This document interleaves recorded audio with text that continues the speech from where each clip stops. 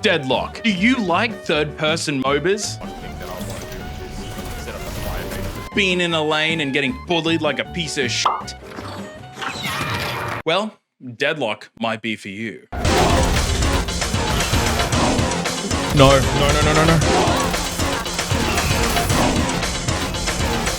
What is Deadlock though? Deadlock, well, it's a third-person MOBA, and that's about the whole descriptor. It came from Valve though, and they've got a pretty okay track record, you know what I'm saying? But just like any other MOBA, it gives me soul-crushing frustration and anxiety. Is it delicious? It's delicious like being lactose intolerant and eating ice cream. You know you shouldn't, mostly because your bowels are gonna get twisted and consorted, and it's gonna be like an industrial mixer inside your lower intestines. But holy shit, do you have it anyway? Well, I'm here to tell you what Deadlock is like, why I like things, and why I also don't like things about it, and also why it's completely and utterly destabilizing the centrifuge that is my brain. Inside my cranium. Head stuff. Even if you did ban me, and I literally couldn't tell you why, you banned me for like 5 minutes, but you banned me. Now with all the peel out of the way, let's get down to the banana.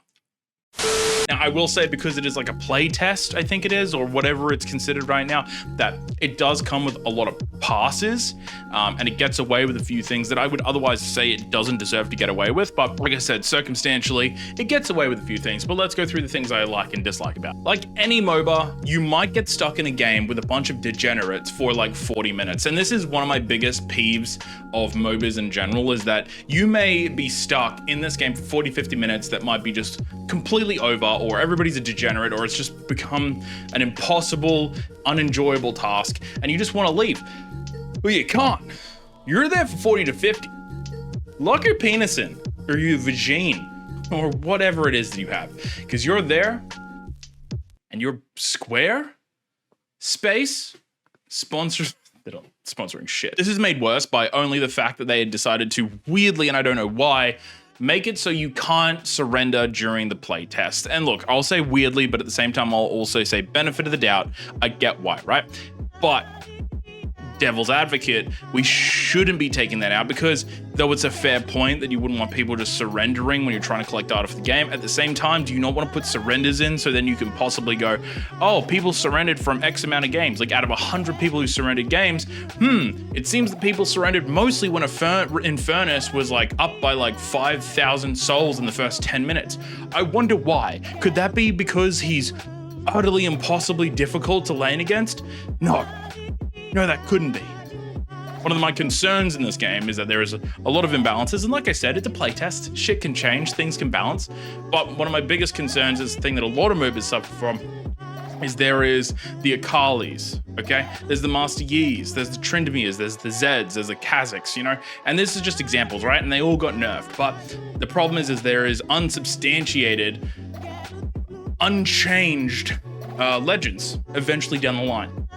But that's a different story altogether, right? Let's not focus on that. Unbalanced and overpowered, what you would consider from Haze and Infernus, that's for something down the line. Balancing can always happen. And during the time where people are AFK, it forces you to sit there and realization that inflation hasn't caught up with wage growth for over a decade in Australia. It's not good. They decided to do the strangest thing, which is put VoIP into the game day one. And though VoIP is like conceptually a good idea, it's inherently a poor one, because the problem lies, and it always lies in, the community being completely and terribly assholes.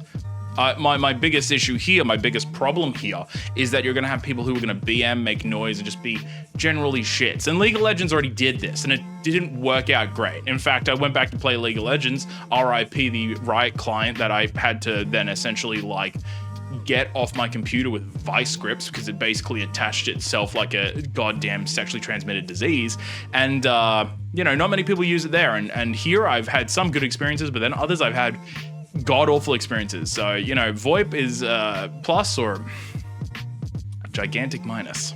It is so goddamn hot in Australia. If you don't know, Brisbane at this very time has had like a heat spike in them where it literally coming up to the end of winter, and it's like 38 degrees today. 38 degrees in whatever, Trent, will have what the difference is in American.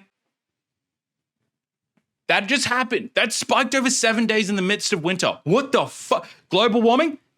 Don't know her. Either you're having great communications and it assists the game greatly, or you're having to be stuck in a room with a bag of arseholes that everyone's heard this guy before, next to your old friends these people are just like you've not seen for a while, and they refuse to accept that the Revenge of the Nerds has some problematic scenes.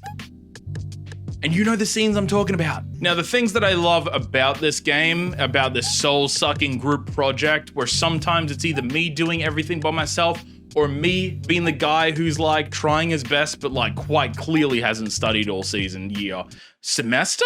Could be the combat is quite dynamic, and there's a lot of ways you can do it. And there's many times that I've juked and moved and used like shadow walls and hidden on rooftops. And they did an update where they unlocked they unlocked like level 3 rooftops. And I think it's one of the coolest things ever, because the amount of times that I have been able to move around and traverse the map using rooftops and using in like secret sections has been awesome. And it's absolutely diversified the hell out of not only the combat, but the way I play the game entirely. The fact that you can farm mobs is normal, right? Any MOBA has mobs that you can farm, and here you farm them in like different little rooms and they respawn, but that's not the only thing. They also added a thing where there's cases and vases and crates that you can farm for like permanent upgrades and souls, and it makes it so much more diverse, especially if you're lane switching. So say you kill Hayes at the very start in your lane, after having just a little celebration, because anytime Hayes dies, it makes you the happiest guy ever. You decide to go do some roaming. From there, you can kill a couple of mobs. You can essentially go and collect a couple of souls from vase, and then collect maybe a little bit of ammo upgrade or a little bit of permanent health upgrade. All of these things, stat padding is one of the coolest and dynamic ideas ever, and it makes the game 10 times better. What really motivates me to sit in a room far away from my family while they sleep and I get 5 hours a night.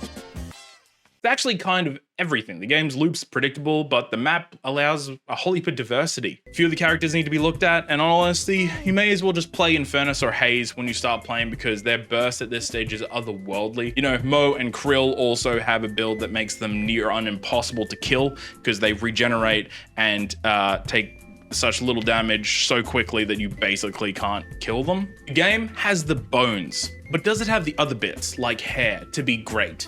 Like hair.